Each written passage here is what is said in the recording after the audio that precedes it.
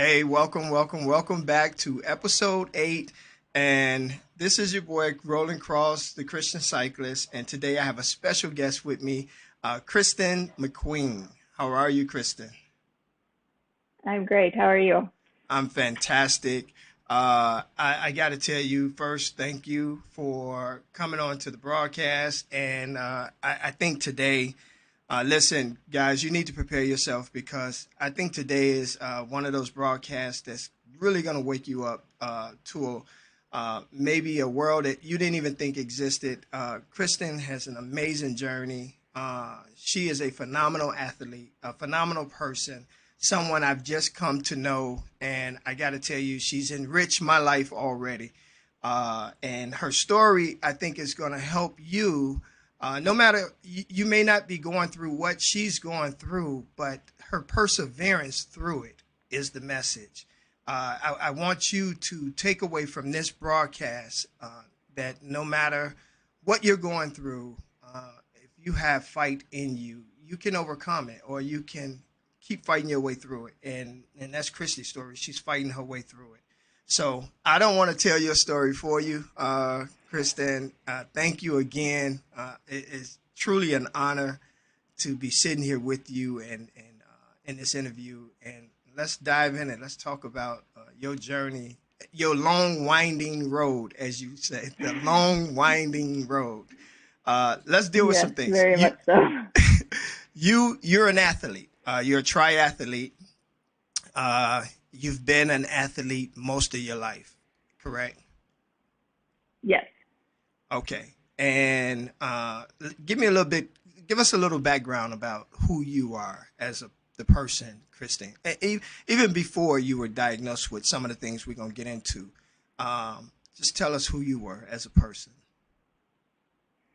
Well, as you said, I'm an athlete. I think I started in like tumbling when I was like 3 or 4. Grew up playing soccer. I was the only girl on my soccer team for several years because there were no girls teams back when I was a kid, which is probably shocking nowadays. But played soccer for a while, played softball, and then discovered basketball, which became my true love from fifth grade Okay. through high school. And then I kept rolling my ankles, almost every game, it seems like.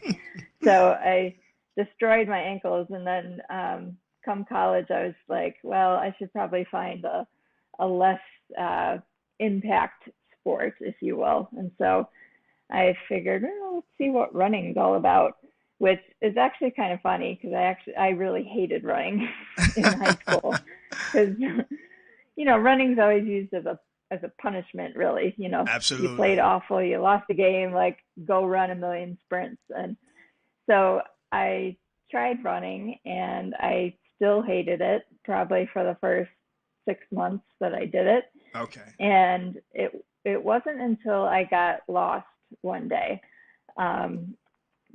exploring a new neighborhood, I think it was. And Okay. I was forced to slow down because I had to make it home. And I wound up running twice as far as I meant to. And that's when it clicked for me that I was more of a distance person Oh, wow. than a sprint person. And that's when I discovered my love of running, So, was just so getting lost. you discovered you were an endurance athlete because you got lost Yeah. running home. Yep. Okay, well Yep. that's a first. I've, I've Yeah. heard of many That's people all it that took. how they found their journey, but that's a first. Okay, so now we at the Yeah. point where you realize that you are a endurance athlete, a distance athlete. So what Yeah. happens now? Well, then I started signing up for 5Ks, which I know are not distance, but to me, as a new athlete, 5K was a distance. Oh yeah. Um, so I started doing 5Ks, and I knew ultimately my goal was to do a marathon one day and an Ironman. Okay. So, those were like pipe dreams way down the road, Okay. in my head anyway, way down the road. And then I got to grad school, and then I knew I didn't want to do a marathon my first year of grad school because I just had to kind of get used to grad school and the amount of work and that kind of thing. But I did do a marathon my second year of grad school, which is 2002. And I ran it for the American Cancer Society, raised money for them in memory of a woman my mom worked with who passed from pancreatic cancer. So that was a great experience for me. I loved it. I was hooked. I went into it thinking this is going to be a one and done, check it off the list kind of thing. But the minute I crossed the finish line, I was like, we're going to keep going. I can do this. So, yeah. So I decided the next year to run it kind of for me type thing. Like the first one was running it for fun, stopping, taking pictures and all that. The next year I figured, okay, let's see if we can qualify for Boston and, take it seriously kind of thing. Wow. And I was a few weeks into training for that one when I myself was diagnosed with cancer. And so that's when my world kind of flipped upside down. Wow. So I was 24 and I was diagnosed with metastatic thyroid cancer. So my sister, which is kind of ironic since I had just run for the American Cancer Society. Right. Wow. And then myself was diagnosed with cancer. Wow. So I decided, my sister actually decided to sign me up again to run for the American Cancer Society. And she helped me with the fundraising and all of that stuff. And so since I've just run for them ever since. Oh, wow. So now, when you decided, when you were diagnosed with cancer at 24, and you started your journey of fighting cancer, but at the same time, you also started your triathletic career in a sense, right? I mean, you right in the midst of running marathon, or not necessarily your triathlete, but your marathon, your running career, it sounds like. And so what impact did that have? Like, did you start your chemo right away? And if so, like, how did that affect you as an athlete? What was happening in your athletic career as they both were kind of like coming alongside each other? Well, I didn't have chemo, but I had 2 surgeries over the course of that summer.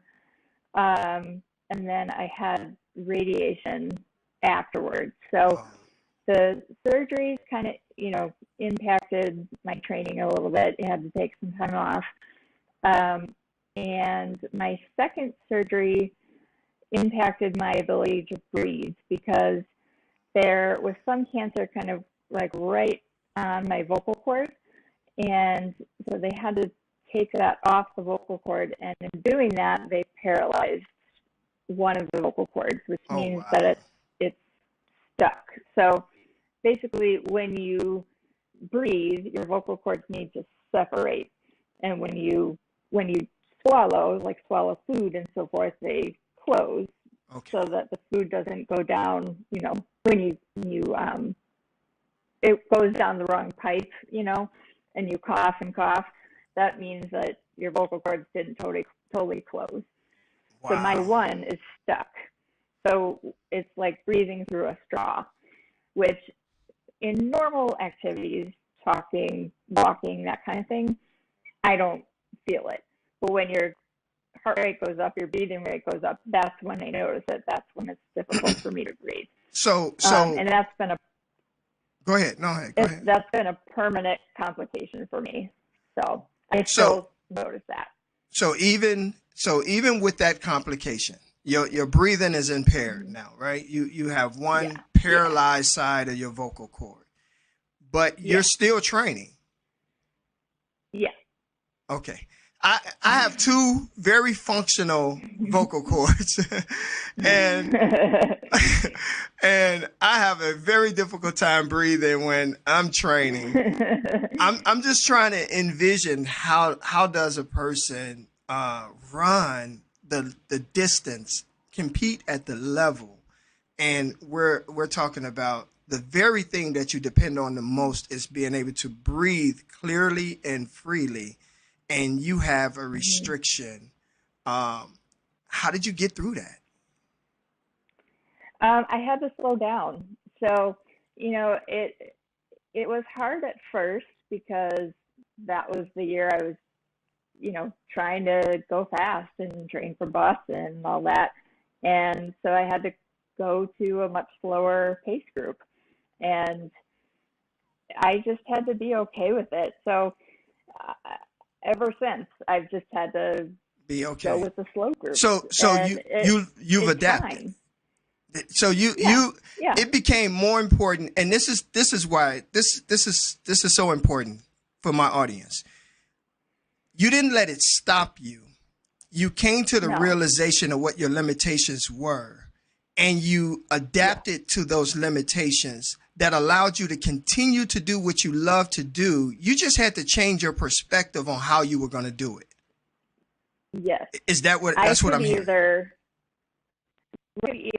you know, moan and complain and whine about how I can no longer run with the 8 minute pace group or the 8.5 minute pace group and complain about that every long run, or I could back off and run with the 9.5 minute pace group or the 10 minute pace group and still do what I love to do. Okay. So, you always have a choice.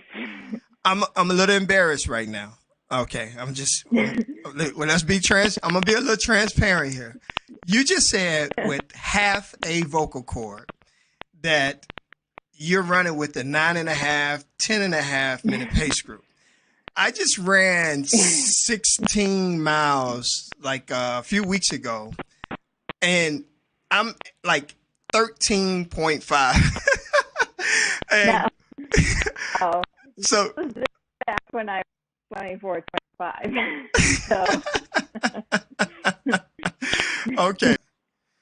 Okay, so we're moving forward and you're going through your cancer treatment. So tell us now what happens next. so the cancer started growing again. In 2006, I had to have another radiation treatment. And for my cancer, that was another dose of radioactive iodine, which is basically just a giant pill with a megadose of radiation internally.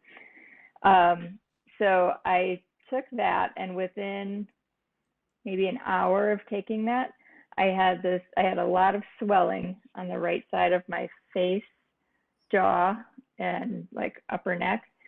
And I had these intense nerve pains, Oh mostly in boy. my jaw. Um, and it was like somebody was stabbing me right here, and it would go down my jaw. Um, and it was like no pain I've ever felt before. So I called my doctor, and I told him what was happening, and they said, "Oh, it's just a blocked salivary gland," which can happen with that treatment. And I have had that in the past with my first treatment. I said, "No, this is not blocked salivary gland. This is very, very different from that." Um, so at first, they just kind of brushed it aside.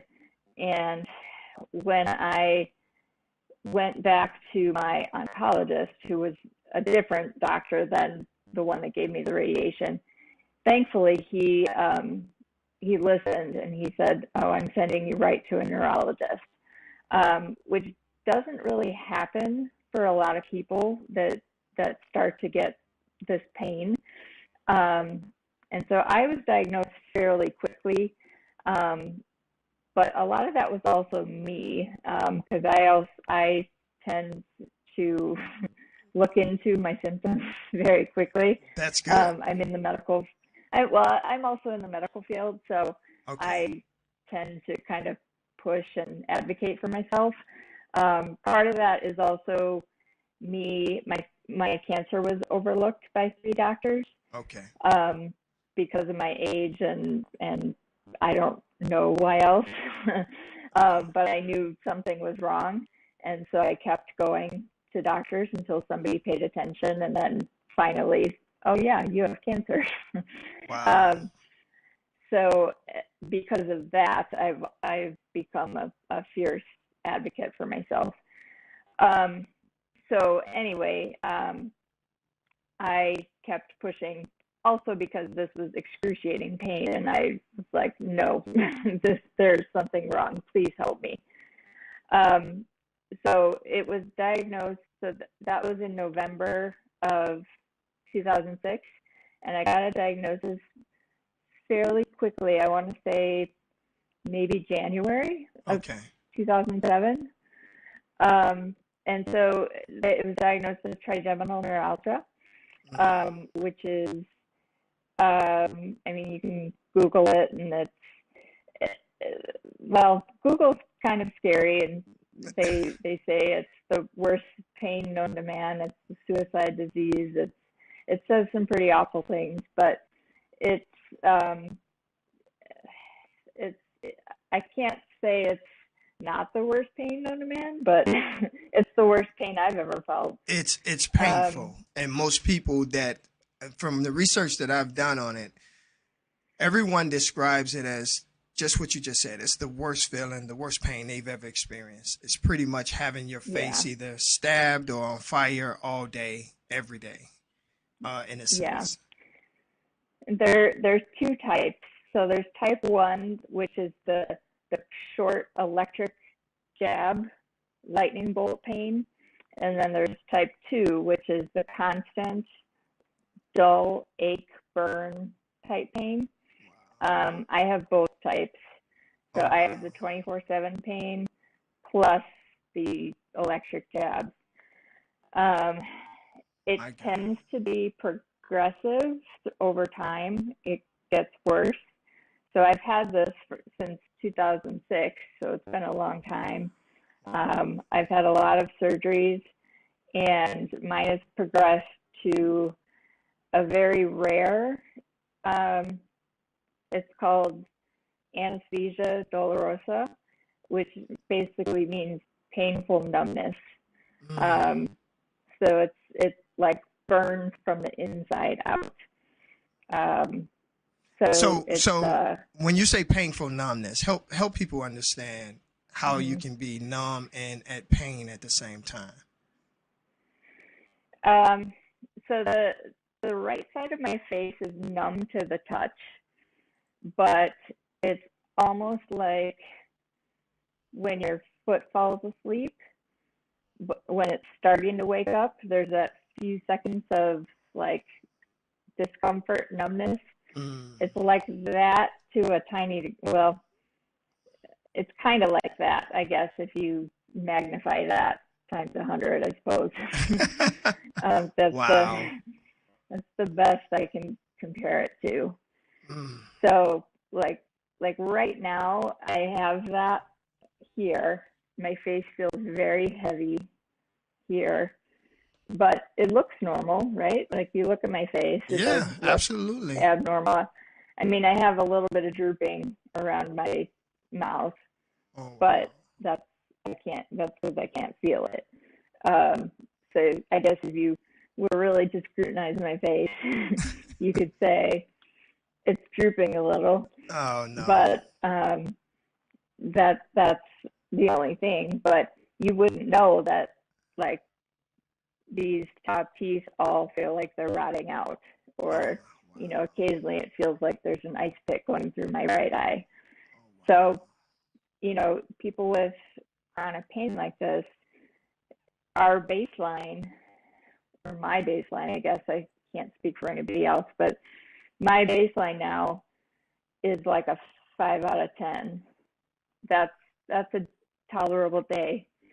But if it goes up to like an 8 out of 10, that's when I need to take some meds to try to get it back down to a 5 out of 10 so I can function.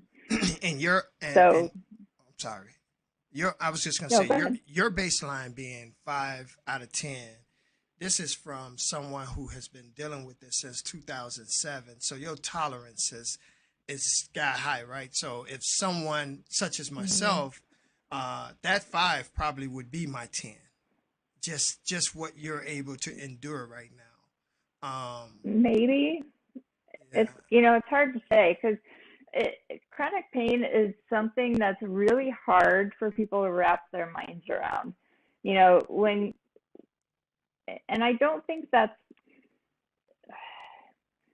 it's it's a difficult thing because when I'm describing what this is, and people read like, oh, it's the worst pain ever, it's a suicide disease, blah blah blah, and people like yourself or other people that don't have chronic pain, they try to think of like the worst pain they've ever had, right. and then they try to think about going about their day, and they can't put two and two together. They think that, well, you must be just laying in bed all day screaming, or you must, like, so they can't put two and two, like, how am I able to do this interview right now without just crying my eyes out? Like, so they can't look at me and say like, well, you must not be in awful pain. You're you're talking across right now, like, so I get the disconnect of that. I do understand that. But like, from my perspective, how how am I supposed to live then? That's right.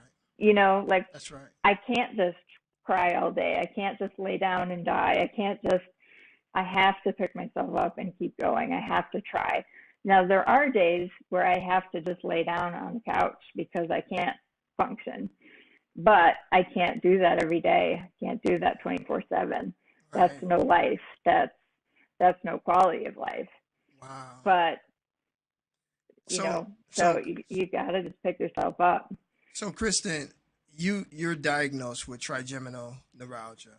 You experiencing Hmm. this unbelievable new experience of pain from cancer to this now.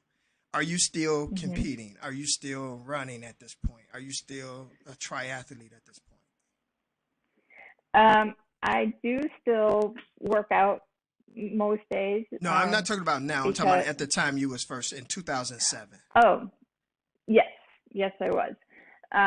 So actually, I had my first brain surgery in October of 2007, my first craniotomy, and I ran the Chicago Marathon 2 weeks later.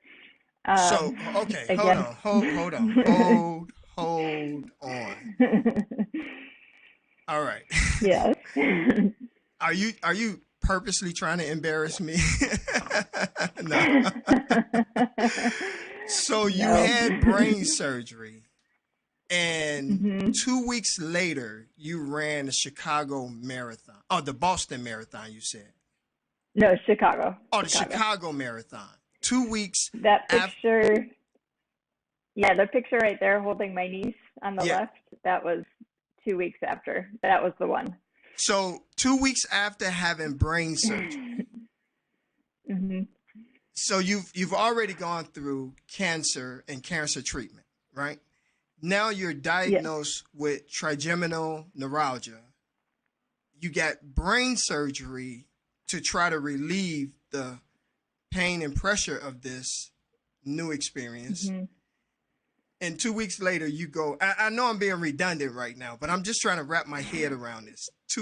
Let me tell you just how phenomenal, how phenomenal of a person you are to even forget the fact that you did it. It's the fact that you were even willing to do it. I I I, I know this is gonna sound really silly. Maybe a couple days ago, I was bending over to do something, and my phone had rang, and I raised up real quickly, and I hit my head on the door jamb, and it took a nice plug right here, and I'm talking a little bitty thing. And let me tell you, I had to ride the next day, and my wife was all about ready to call an ambulance, telling me I couldn't ride or not. And I'm talking about a little plug, a little skin was removed. You had brain surgery, and 2 weeks later, you ran the Chicago Marathon. That is incredible, incredible. So you ran Well, the marathon. I How? did, well, I did clear, well, I'm very crafty with how I question my surgeons. I didn't outright ask for permission, but I Obviously. did I did make sure that I was going to be like I wasn't going to do any damage. Okay. And that's kind of how I like cleared it with him. So and that's basically how I asked him, like, because I had already trained for it, over the whole summer. So it wasn't like I wasn't trained. And that's basically how I asked him, because the surgery was, well, 2 weeks before. So it was like basically my taper, right? I had surgery, and then 2 weeks of rest after surgery was my taper. And I asked him at my post-op, I got my staples or stitches out, and I said, so if I feel like going for a little jog around the city, am I going to do any damage to myself?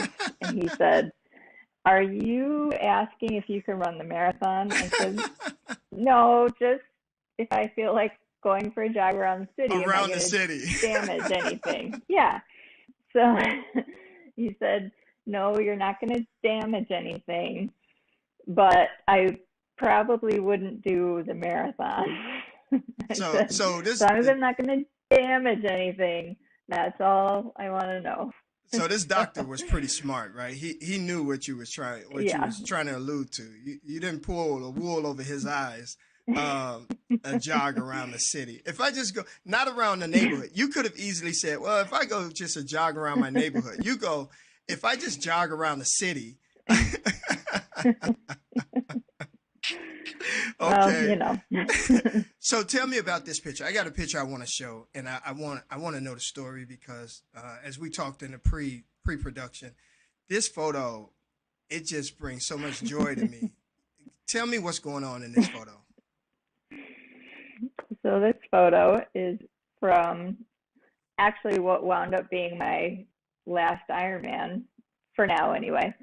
It's from the run portion of Ironman Wisconsin in, I believe, 2018, which wound up being my slowest Ironman ever, but my funnest, as you can It clearly see. looks like it. My head is I have no hair because of previous surgery, brain surgery, and I had a heck of a day because that swim was slow and cold and terrible. The bike was slow and very terrible. I barely made the cutoff because it was just a rough day. And then I forget where on the run course. Yeah, I'm not sure, but I saw my cheering crew of, I think, 5 or 6 friends and my mom. And so I was just like, you know what? I made it to the run portion of Ironman, and this is awesome, and Ironman is fun, and I'm having a good time, so I'm just going to skip. And they caught a picture of it. So if That's you're not smiling in Ironman, you're not doing it right. that's it. So, that's just Wow. how I feel about any race, really. You should be smiling, because my theory is that the starting line is always the win, and anything after the starting line is always a bonus, and that's how I view it.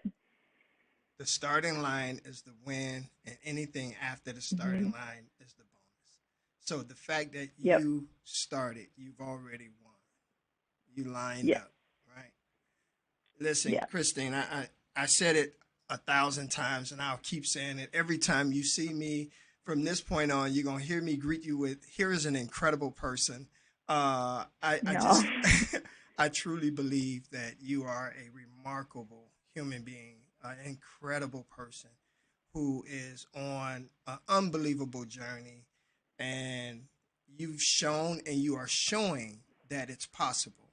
And I think the message today, from the cancer to the trigeminal neuralgia, and for you all that want to know more about it, like she said, there's a lot of research now out there on it.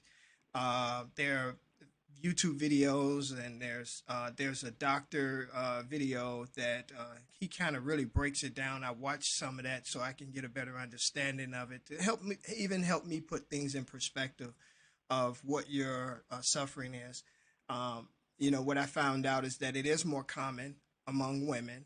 Uh, it's 1 out of every 1,000 women, as opposed to 1 out of every 2,000 men that may suffer trigeminal neuralgia, and it's like it comes out of nowhere. It can come out of nowhere. A lot of the testimonies that Mm-hmm. I've heard is people living normal lives, and nothing wrong with them. And just, in your case, you got it come out of treatment from cancer, but there are a lot of cases where people just woke up one day and they thought they had a real bad toothache. It is Yeah. more common among MS patients, multiple sclerosis patients. They tend to get it on both sides of their faces versus one side. But the one thing that's in common that everyone say it's a nightmarish of a pain that they experience. Mm-hmm. um, and so our prayers, and it goes out to you, but you know I from what I found about you is you're not looking for anyone to feel pity for you or feel sorry for you, but our job as Not a at all. community is to just keep encouraging you.